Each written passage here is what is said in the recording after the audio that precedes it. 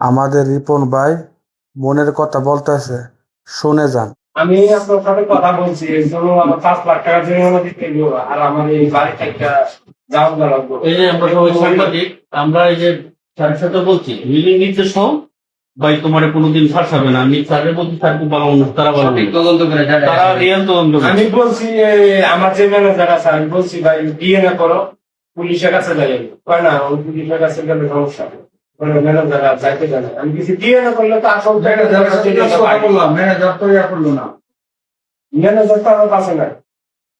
তোমার সাথে তো মেয়ের অন্তরঙ্গ ছবি আছে দেখলাম, এই শুয়ে শুয়ে কই শুয়ে তুল ছবি।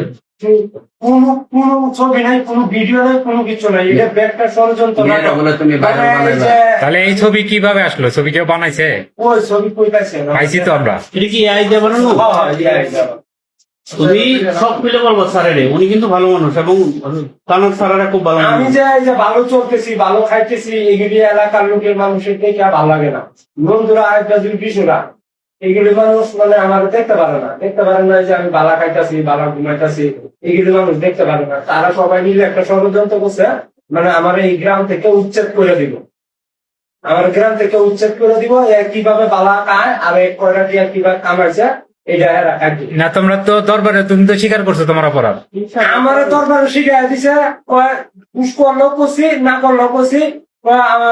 বলছে বাল দিলে মাছ চাইবি না, তুমি কথা দরকার মানুষের। তারপরে গেছো কেন তুমি?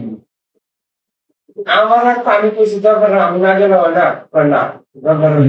তুমি অপরাধ করো নাই, তো তুমি মাপ চাইলা কেন? অপরাধ স্বীকার করলা আমার কেন? শিখাই দিছে এভাবে ভাই। তুমি কি ছোট মানুষ? তোমার শিখাই দিলে? শিখাই দিছে এই ম্যানেজার না হলে সজীব, আমার ফকির আমাদের আমার 22টা সচিব